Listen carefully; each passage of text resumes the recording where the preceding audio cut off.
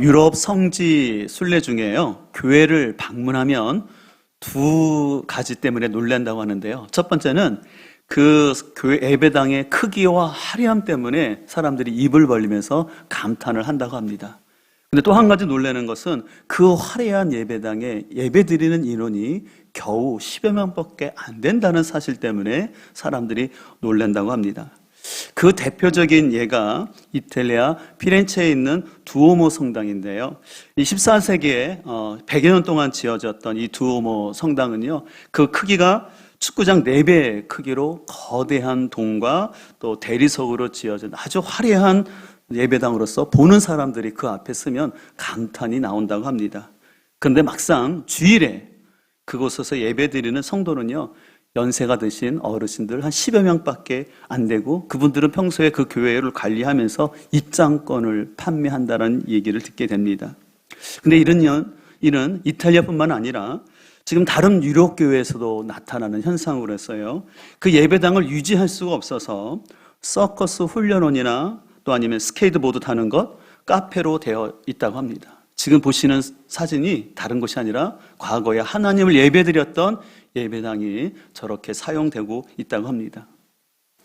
그런데 문제는 이런 현실이 유럽에서만이 아니라 한국 교회에도 닥칠 수 있는 문제라는 것입니다.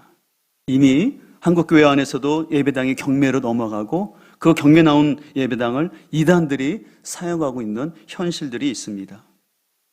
그렇다고 해서 여러분들 이 말 때문에 예배당이 필요 없다거나 건축을 해서는 안 된다라고 결코 오해하지 않기를 바랍니다. 중요한 것은 제가 늘 강조하는 거지만 교회는 건물이 아니라 성도들의 모임입니다. 그래서 영혼을 구원하여서 제자 삼는 일에 필요하다면 얼마든지 예배당을 비롯하여 공간들을 가질 수 있습니다. 근데 오히려 예배당 건축으로 인해서 영혼을 구원하여 제자 삼는 일에 걸림돌이 된다면 건축을 안 할 수가 있다는 것이죠. 이 같은 차원에서 오늘은 우리가 소망하는 교회 5번째 시간으로 건물보다 사람을 세우는 교회라는 제목으로 우리가 어떠한 교회를 세워야 할지 하나님께 주시는 은혜를 함께 나누고자 합니다. 우리는 먼저 종교적 외형보다 하나님과의 인격적인 만남이 있는 공동체를 세워가야 합니다. 오늘 본문을 보게 되면 예수님께서 예루살렘 성전에 올라갔을 때 사람들은 유월절을 지키기 위해서 그 제사에 바칠 소와 양을 구입하는 데 굉장히 분주했습니다. 또 이스라엘 백성의 남자들은요, 성전세를 내야 되는데 성전세는 아무 돈이라 내면 안 되고 반세겔이라는 화폐로 드려야 하기 때문에 그것을 환전함으로 인하여서 그 예루살렘 성전은 굉장히 분주하고 시끄러웠습니다. 멀리서 이 모습을 보게 되면은 이들은 무척 하나님을 사랑하고 또 종교적 열심이 많은 것처럼 보여집니다. 하지만 그 모습을 가까이 보신 예수님은 거룩한 분노가 마음속에 일어나셔서 채찍을 만들어서 소와 양들을 내어 쫓고 환전하는 상을 완전히 뒤엎으셨습니다. 그러면서 요한복음 2장 16절 세 번역은 이렇게 말씀합니다. 비둘기 파는 사람들에게 이것을 걷어 치워라. 내 아버지의 집을 장사하는 집으로 만들지 말라라고 이 얘기를 하셨습니다. 당시 연구에 의하면요, 이 비둘기는 가난한 사람이 드릴 수 있는 최소한의 예물이었는데 6월절이 되면 평소보다 100배가 뛴다고 합니다. 얼마나 폭리가 일어난지를 알 수 있죠. 또 환전을 하는데 환전 비율이 24대 1, 그래서 그 환전하면서 환전 수수료를 얻게 됩니다. 근데 이것이 어떻게 일어나냐면 당시 종교 지도자들과 그 상인들이 결탁을 해서 쉽게 말해서 짜고 치는 고스톱을 통해서 이런 폭리가 성전 안에서 이루어지게 되었습니다. 예수님은 거룩한 하나님의 임재의 상징인 성전 안에서 세속적인 이권이 이루어지는 장소로 변질된 것에 대해서 참을 수 없는 분노함이 일어나셨습니다. 그래서 누가복음 19장 46절은 동일한 사건 가운데 이렇게 말씀합니다. 그들에게 이르시되 기록된 바 내 집은 기도하는 집이라 되리라 하였거늘 너희는 강도의 소굴을 만들었도다라고 예수님은 엄하게 말씀하셨습니다. 기도하는 집이라는 것은 특별히 예수님은 만민이 기도하는 집이 하나님의 성전이었다는 거죠. 그래서 유대인뿐만 아니라 이방인들도 누구나 나와서 그곳에서 하나님을 만나는 곳이었는데, 당시 돈의 욕망에 가득한 종교 지도자들과 장사꾼들로 인하여서 그 거룩한 성전이 강도의 소굴이 되었다라고 예수님은 너무나 분노하셨습니다. 우리는 이런 모습을 보면서 오늘날 교회 안에 있는 세속적인 종교적 활동은 없는지 우리는 잘 경계해야 합니다. 우리가 교회에 나와서 예배를 드리고 봉사를 한다고 하지만 여전히 세속적인 욕망을 가지고 자기의 의를 드러내는 봉사를 하고 있다면 죄송하지만 하나님께서는 그것을 기뻐하지 않는다라고 말씀합니다. 또 저와 같은 목회자들이 비전과 부흥이라는 이름을 가지고 성도들의 영혼이 거듭남과 그 영혼들이 성숙함에 관심을 두지 않냐고 단순히 숫자적 부흥만을 추구하고 있다면 그 역시도 합당하지 않은 것이죠. 또 성도들은 목장에서 또 교회 안에서 여러 가지 사역을 하는데 그 안에서 하나님과의 인격적인 만남과 그 말씀을 나누는 것이 아니라 어떤 이해관계나 자기 이익만을 추구하고 있지 않은지 우리의 모습을 돌아봐야 한다는 것입니다. 왜냐하면 우리가 깨어있지 않으면 우리가 열심히 한다고 하지만 내가 하나님과의 관계보다는 세속적인 것들로 자신을 채우고 또 자신을 속일 수 있기 때문에 우리가 깨어있음이 필요합니다. 무엇보다 예수님은 성전의 정체성을 분명히 말씀하셨어요. 기도하는 집이라고. 그런 의미에서 우리는 얼마나 내 자신이 심령 속에서 주의 전을 사모하며 기도하고 있는 나의 영적인 삶인지를 돌아보기를 바랍니다. 여러분, 단순히 수요 예배를 나오고 또 새벽 예배를 나오라는 그런 말은 아니에요. 또 여러분들이 기도를 얼마나 오래 해야 되는지 그걸 강조하는 것이 아닙니다. 중요한 것은 거듭난 성도라면 그 안에는 하나님과의 갈망을 소망한다는 거예요. 하나님과 만나기를 소망한다는 거예요. 근데 그 하나님을 만나는 통로가 기도이기 때문에 기도를 잘하든 못하든 그것을 떠나서 하나님 앞에 나아가고 싶은 마음이 거듭난 성도의 모습이라는 것입니다. 그러나 진정으로 거듭나지 않고 그로 인하여서 기도에는 전혀 관심도 없이 사람들만과의 교제에만 집중을 하고 있다면 그 사람은 죄송하지만 자신의 구원을 점검해 볼 필요가 있습니다. 여러분, 이 같은 차원에서 당신의 구원을 점검하라는 책이 있는데요. 이 책은 굉장히 제가 갖고 왔는데 아주 얇은 책이에요. 소책사예요. 아주 한 10여 분이면 읽을 정도로 이렇게 짧은 책입니다. 이 책은 조나단 에드워즈가 미국의 그 대부흥 운동이 일어날 때 진정한 회심과 가짜 회심이 무엇인지를 쭉 설명한 내용인데 그것을 좀 더 쉽게 이렇게 얘기했어요. 근데 이 책에서 이렇게 말합니다. 교회를 다니고 봉사를 한다고 해서 또 신앙 고백이나 침례를 받았다고 해서 용서나 구원의 확신 아니면 또한 종교적 체험을 했다고 해서 또 헌금을 드리고 도덕적인 삶을 한다고 해서 성경을 읽고 심지어 성경을 가르친다고 해서 또 어떤 은사가 나타난다고 해서 그 겉으로 나타나는 그것들이 구원과 관련 없을 수도 있다라고 이야기합니다. 혹시 여러분 중에 이 책에 관심이 있으신 분들은 예배 후에 사무관사에게 얘기하면 이 책과 관련된 자료를 드릴 거예요. 우리 전수 소망하는 것은 우리 성도님들이 한번 꼭 좀 읽어봤으면 좋겠어요. 너무 간단하지만 핵심적인 것들을 얘기하고 있습니다. 그럼 여기서 오해하지 말 것은 여러분의 구원을 의심하지 말라는 것입니다. 중요한 것은 이 책의 결론도 그거예요. 우리의 구원은 오직 하나님의 은혜로 받습니다. 결코 우리의 행위가 아니라 하나님의 은혜로 받는 것이에요. 근데 하나님의 은혜로 구원받았다면 그 삶 속에 나타나는 것은 뭐냐면 하나님을 향한 경외함이 있다라는 거예요. 하나님을 향한 경외함이 있기 때문에 그 안에 거짓이 공존할 수 없다라는 것입니다. 그리고 진정으로 거듭난 삶의 특징은 뭐냐면 행위 구원이 아니라 삶의 열매가 있다라는 거예요. 근데 그 삶의 열매는 뭐냐면 바로 형제 사랑과 거룩함입니다. 그렇기 때문에 히브리서 12장 14절에도 모든 사랑과 더불어 화평함과 거룩함이 없으면 너희가 나를 보지 못할 것이다 라고 얘기하고 있습니다. 그래서 진정으로 거듭난 사람의 특징은 뭐냐면 내가 참 사랑할 수 없는 사람이지만 그럼에도 불구하고 예수 그리스도의 가르침이기 때문에 예수님이 나를 용서해 주시고 사랑해 주셨기 때문에 그 사람을 사랑하려고 애쓰는 사람이에요. 그와 동시에 자신의 삶 가운데 하나님이 기뻐하지 않는 것들을 멀리 하려는 거룩함이 있다는 것이죠. 그리고 그것이 자신의 힘으로 안 되기 때문에 끊임없이 하나님의 말씀을 듣고자 하고 말씀을 읽고 특별히 기도하는 자리에 나가려고 하는 사람, 그 사람이 진정으로 구원받은 사람이라는 것입니다. 우리는 한번 정직하게 나의 구원의 문제를 돌아볼 필요가 있습니다.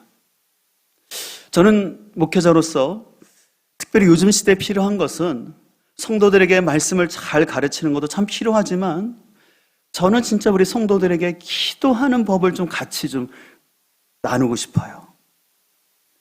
왜냐하면 기도를 통해서 성도들이 하나님 앞에 나아가고 하나님의 응답받는 상황들을 경험해야 되는데 기도하는 게 쉽지는 않거든요.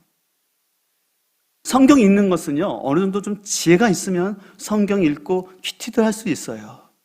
근데 진짜 어려운 게 기도의 삶인 것 같아요. 근데 기도의 삶은 훈련이기 때문에 혼자서는 진짜 안 돼요.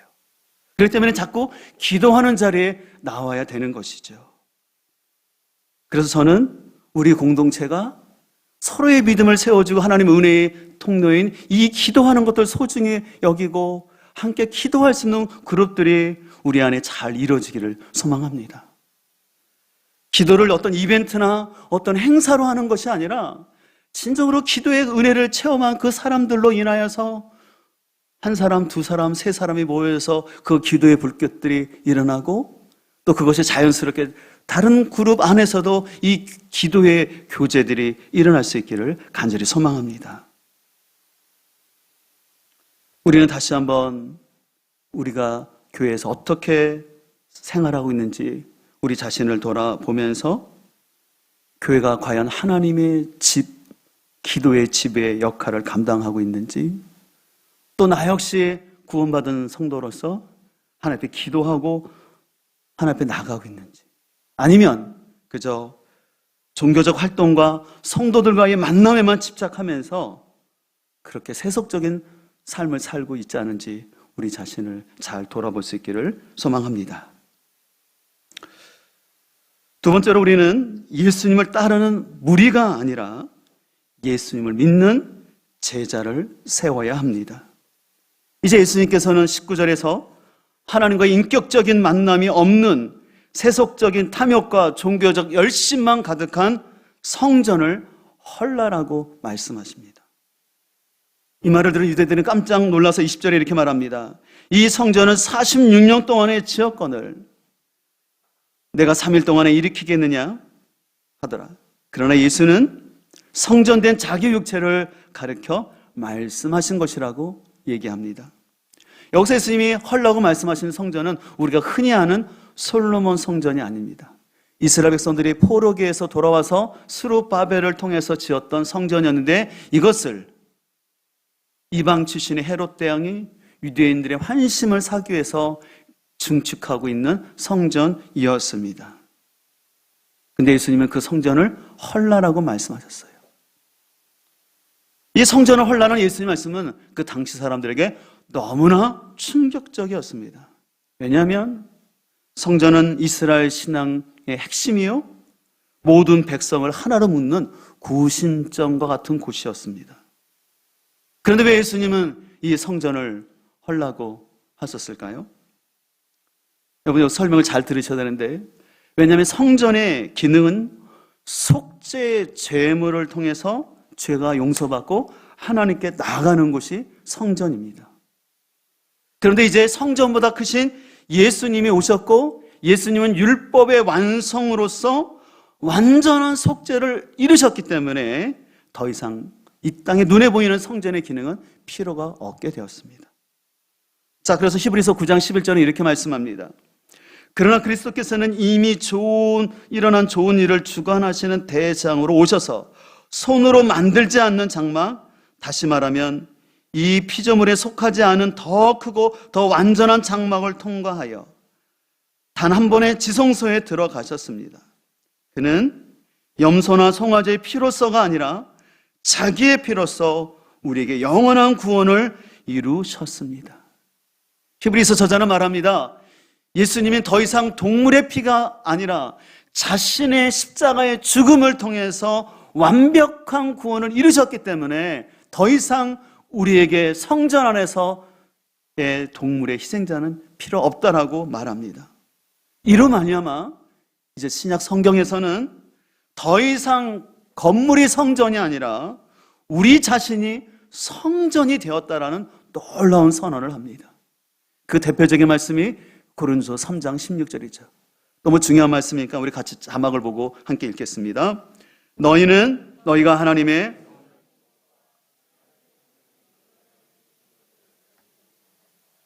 누구든지 하나님의 성전을 더럽히면 아니 그 사람을 멸하시리라. 하나님의 성전은 거룩하니 너희도 그러하니라. 아멘. 예수님은 말씀에 의해서 이제 성전은 더 이상 눈에 보이는 화려함과 크기가 아니라 이제 구원받은 성도들의 모임이 교회가 됐고 이제 우리가 성전이 되었어요. 우리 안에 성령이 거하시기 때문에 이제 우리가 성전이 되었는데 그 성전의 특징은 뭐냐면 거룩함이라는 것이에요. 하나님이 거룩하니 너희도 뭐합니까? 거룩하라. 그와 동시에 우리는 그 거룩함을 가지고 제자됨의 삶으로 나아갈 것을 말씀하고 있습니다. 그래서 우리는 다시 한번 기억해야 됩니다. 우리 자신이 성전입니다. 있습니까? 근데 성전의 가장 큰 특징은 뭐냐면 종교적 모습이 있는 것이 아니라 거룩함이에요. 그리고 거룩함을 통해서 계속해서 제자됨으로 나아가는 것이 성전된 우리의 역할입니다. 그렇기 때문에 우리는 끊임없이 물질적 탐욕과 자아를 숭배하는 이 시대 가운데서 우리는 수없이 자기 중심성을 내려놓고 하나님 중심성으로 가려는 이 싸움을 끝없이 해야 되는 거예요. 왜냐하면 이 싸움은 한 번에 이루어지지 않기 때문에 그래요. 그런 차원에서 오늘 요한복음 2장 22절은 아주 중요한 말씀을 하시는데요. 오늘 다시 본문으로 들어와서 제자들은 예수께서 죽은 사람들 가운데서 살아나신 뒤에야 그가 말씀하신 것을 기억하고서 성경 말씀과 예수께서 하신 말씀을 믿게 되었다라고 말씀하고 있습니다. 우리는 보통 오늘 이 요한복음 2장에 나오는 이 성전 정화 사건을 생각하면은 예수님이 채찍을 들어서 동물을 내쫓고 상을 엎으셨던 이 장면이 우리에게 많이 각인되어 있어요. 그러나 실은 이 요한복음의 저자가 진짜 강조하고 싶은 것은 이 22절의 말씀이었어요. 이것은 뭐냐면 그 당시 예수님의 제자들이 예수님의 성전을 정결케 하는 그 사건과 현장 속에 있었어요. 그리고 예수님이 하시는 말씀을 들었어요. 그러나 그들이 온전히 그 의미를 알지는 못했다라는 거예요. 언제 알았다라는 거예요? 예수님이 부활하신 다음에. 그리고 그들에게 오순절 성령의 역사가 임하신 가운데서 예수님께서 왜 이런 행동과 말씀을 하셨는지 그제야 성경과 예수님을 바로 믿게 되었다라는 것입니다. 여러분, 그런 의미에서 요한복음 2장을 시작할 때 우리가 잘 아는 가나의 혼인잔치에서 예수님이 물을 가지고 포도주로 바꾸시는 사건이 나타납니다. 성경의 첫 번째 나타나는 기적 표적 사건이에요. 근데 이 요한복음의 저자는요, 물이 포도주가 됐다라는 그 기적 표적을 강조하려는 것이 아니라 그 표적 사건으로 인해서 거기에 있는 사람들이 예수를 믿었다라는 걸 강조하고 싶은 거예요. 그래서 요한복음 2장 11절에 이렇게 말합니다. 예수께서 이 첫 표적을 갈릴리 가나에서 행하여 그의 영광을 나타내심에 제자들이 그를 뭐 했습니까? 믿었다라는 것이에요. 여러분, 그래서요, 요한복음에 보면은 믿음이라는 단어가 98회나 굉장히 많이 반복되고 있습니다. 왜 요한복음에서 계속해서 믿음이라는 단어를 말씀하신지 아십니까?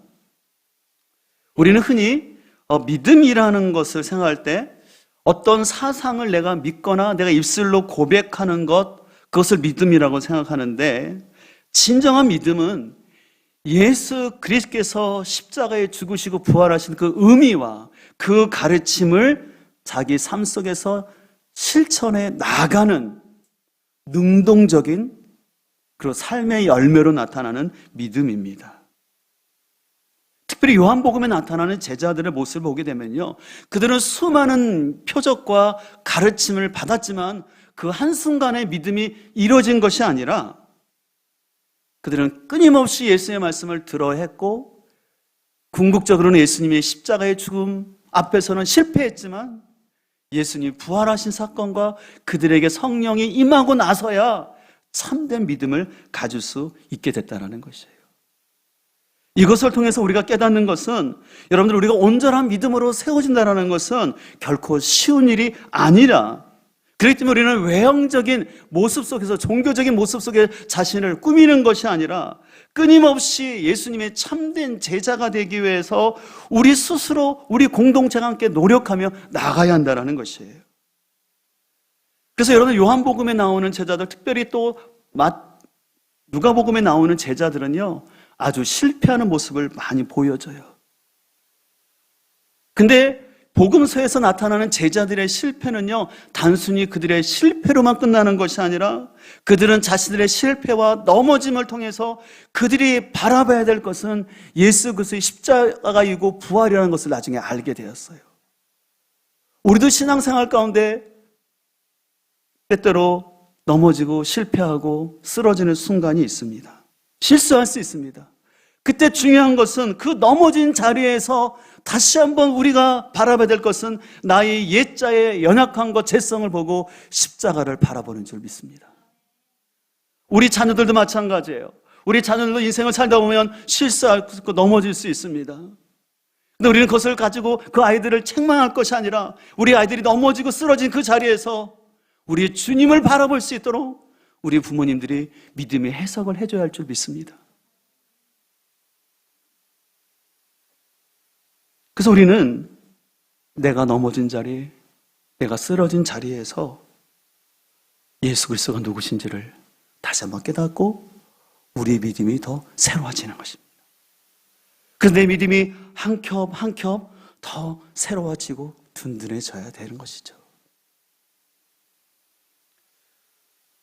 요즘 다니엘 기도가 시작되었는데, 지난 수요일 날 그 다니엘 기도에 강사로 오셨던 그 필리핀 선교사님의 그 간증을 통해서 저뿐만 아니라 많은 분들이 은혜를 받았는데, 특별히 필리핀에서 악마의 섬이라고 불리는 뿔로라는 아주 열악한 지역에서 어린이들을 위한 교회를 개척하여서 그 어린아이들을 섬기시는 선교사님, 그리고 무엇보다 그곳에 있는 아이들이 얼마나 뜨겁게 하나님을 예배하는지 그 모습을 보신 분들이 너무 많이 감동을 받으셨는데, 우리 못 보신 분들을 위해서 잠깐 그 영상을 보여드리도록 하겠습니다. 뿔로 천막교회에 간절한 찬양 소리가 울려 퍼집니다. 아이들의 찬양에는 하나님을 향한 목마름이 깊이 배어 있습니다. Nag-worship po tayo. Kasi po lagi ko parang pong may yumayakap sa akin. 복음은 감추어진 보화 같습니다. 마음이 가난한 자들은 모든 것을 팔아 그것을 삽니다. 뿔로의 아이들은 그렇게 가난한 자 같으나 모든 것을 가진 자로서 하나님을 예배합니다. 그날 선교사님의 간증을 들으신 분들은 아시겠지만, 이 뿔로라는 지역이 굉장히 마약과 폭력과 이루 말할 수 없는 열악한 환경이 있다는 것을 들었을 것입니다. 근데 그런 곳에서 있는 아이들이 지금 보시는 것처럼 하나님을 3시간씩이나 예배해요. 때로는 선교사님이 설교 말씀을 적게 하려면 안 됩니다. 선교사님, 우리에게 말씀을 더 전해주세요라고. 저는 저 영상을 보면서 저것이 결코 연출된 것이 아니라 그 아이들이 그 열악한 환경 속에서도 하나님을 만나니까, 복음의 은혜가 있으니까 저런 예배자가 된 것을 믿습니다. 우리는 종종 이런 착각을 하는 것 같습니다. 좋은 시설과 좋은 환경이 있어야지만 우리 아이들의 믿음이 커질 수 있다고 생각합니다. 분명 우리가 좋은 시설, 환경도 필요합니다. 그러나 더 중요한 것은 예수 그리스도의 복음 안에서 진정으로 거듭나야지 환경을 초월한 예배자가 될 줄 믿습니다. 소망하는 것은 우리 교회가 학생들에게 더 하나님을 마음껏 예배할 수 있는 좋은 시설과 환경을 만들어야 되겠지만 그에 앞서서 복음의 진리로 우리 아이들이 거듭나서 환경을 초월하여서 하나님을 진정으로 예배할 수 있는 그런 다음 세대들을 우리가 함께 세워가기 소망합니다. 이를 위해서 우리 부모가 먼저 나의 환경과 조건을 뛰어넘어서 진정한 예배자가 될 때 우리의 부모를 통해서 그 부모의 영성이 자녀에게 흘러가게 될 줄 믿습니다. 또한 교회 공동체 역시도 그 교회의 크기나 규모와 시설에 상관없이 그 예배 가운데 하나님의 임재가 있고 복음의 진리 안에서 진정하는 그 예배의 모습을 통해서 다음 세대가 하나님을 예배하는 그 성숙한 공동체를 우리가 진정으로 세워가야 할 줄 믿습니다. 지난주 제가 참 좋은 책 또 하나를 읽었는데 거짓들의 진실이라는 책이었는데요. 이 책은 오늘날 사단이 우리에게 어떤 거짓말을 하고 있는지를 얘기하면서 하나님께서 인지하시는 건강한 공동체는 이 세 가지가 있어야 된다고 말합니다. 그것은 관계의 끈으로 연결된 공동체, 거룩한 공동체, 질서의 공동체라고 얘기합니다. 그러면서 이 책의 저자는 이 세 가지 중에 하나라도 빠진다면 그것은 진정한 공동체가 될 수 없다라고 얘기합니다. 우리는 굉장히 관계에 목말라 하면서 흔히 왕따가 되는 것을 무척 두려워합니다. 그러나 여러분 한 가지 기억할 것은 우리가 교제를 할 때 그 교회 관계가 완전해지기 위해서는요, 거룩함의 울타리 안에서 교제가 이루어져야 합니다. 성도들이 교제하는 건 너무나 중요하지만 그 교제할 때 하나님 앞에 합당하지 않는 말과 행동으로 교제하는 것은 진정한 공동체가 아닙니다. 또 공동체 안에는 질서가 있어야 합니다. 그런 의미에서 교회 공동체는 교회가 세운 직분을 존중하고 서로 호칭에 있어서도 질서를 지켜야 합니다. 요즘 제가 계속해서 말씀드리지만 편안하고 사적인 자리에서 하는 호칭을 가지고 교회 안에서도 하면 안 됩니다. 여러분들 이것은 참 분별해야 될 필요가 있는 부분이에요. 여러분들 편하게 호칭을 하고 말을 하면 그때는 되게 친하고 좋은 것 같지만 나중에는 오히려 그것이 어려움이 될 수 있다는 사실을 잘 기억했으면 좋겠습니다. 오늘 이 자리에 우리 사랑하는 중고등부 학생들이 같이 예배를 드리지만 특별히 여러분들 시기 때는 친구가 너무 중요하다는 걸 잘 알아요. 친구들과 잘 어울리는 게 중요해요. 그러나 여러분들 기억해야 될 것은 친구들과의 관계가 중요하지만 하나님의 말씀에 벗어난 행동이나 부모나 선생님을 속이면서 만나는 교제는 위험하다는 것이에요. 우리 학생들이 이 부분을 잘 좀 기억했으면 좋겠어요. 그래서 여러분들 왕따의 의미를 뭔지 아십니까? 제가 책을 읽다가 배웠는데요. 왕은 따로 논다라는 거예요. 한번 따라할까요? 왕은 따로 논다. 예, 세상의 친구들이 나쁜 짓 하자고 막 유혹할 때 나는 하나님의 왕의 자녀이기 때문에 나는 따로 놀 거야. 따로 놀아도 외롭지 않아. 이 고백을 우리 학생들이 할 수 있기를 소망합니다. 그러기 위해서는 결국은 우리 먼저 부모 세대가 예수님이 누구인지를 더욱더 바로 알아가고 환경을 초월한 진정한 예배자가 되기를 간절히 소망합니다. 우리는 계속해서 고백하고 있습니다. 교회는 건물이 아니라 사람입니다. 따라서 사람이 변하지 않으면 아무리 화려하고 큰 건물이 있을지라도 그 교회는 소망이 없습니다. 그러나 비록 열악하고 어려운 환경 가운데 있으려도 그 안에 예수 그리스도의 복음이 있고 성령이 역사하는 그 사람들이 있으면 그 곳은 환경과 지역을 초월해서 하나님의 나라를 이뤄갈 줄 믿습니다. 이런 변화를 꿈꿔야 되는데, 이런 변화는 예수님을 그냥 따라가는 무리가 아니라 예수님 앞에 참된 제자로 세워질 때 이 일이 가능할 줄 믿습니다. 그래서 제자의 삶을 산다라는 것은 그전까지는 나의 철학과 나의 경험을 가지고 살았지만, 제자가 된다는 것은 스승의 말씀을 귀히 여기고 그 말씀에 복종하며 사는 것이 제자의 삶입니다. 과연 우리는 어떠한 모습으로 주님을 따르고 있습니까? 나의 이익과 나의 편의를 위해서 무리처럼 따랐다가 무리처럼 흩어지지는 않나요? 아니면 주님의 참된 제자가 돼서 부족하지만 말씀대로 살려고 애를 쓰면서 함께 사랑하는 성도들과 함께 화평함과 거룩함을 위해서 애를 쓰고 그렇게 나아갈 때 그 공동체가 소망이 있는 줄 믿습니다. 우리가 소망하는 교회는 건물을 자랑하는 교회가 아니라 참된 제자가 세워지는 교회입니다. 이 일을 위해서 우리 공동체가 다시 한번 주님 앞에 결단하고 나아갔으면 좋겠습니다. 오늘 주님께서 성전을 바라보시면서 평소 예수님의 성품과는 다르게 채찍을 만들어서 소와 양을 쫓으셨던 예수님. 여러분, 어떻게 보면 소와 양도 하나님의 피조물이지 않습니까? 근데 어떻게 보면 예수님은 자신이 만든, 창조한 소와 양을 채찍을 만들어서 쫓아내셨습니다. 왜냐하면 거룩한 성전이 강도의 구별이 되기 때문에.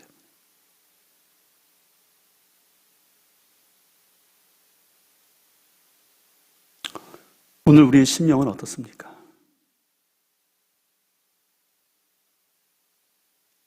겉은 굉장히 종교적이고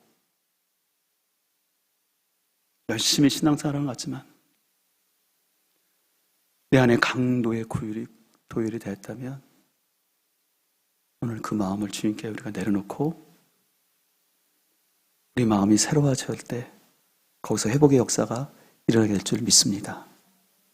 소망하는 것은 우리 교회가 크기와 규모에 상관없이 하나님의 말씀을 귀히 여기고 그 말씀대로 살아가고자 몸부림치며 서로 기도를 통해서 한 영혼들을 함께 더불어 세워갈 수 있는 하나님이 함께 하시는 그 거룩한 순결한 공동체를 우리가 함께 만들어가기를 소망합니다.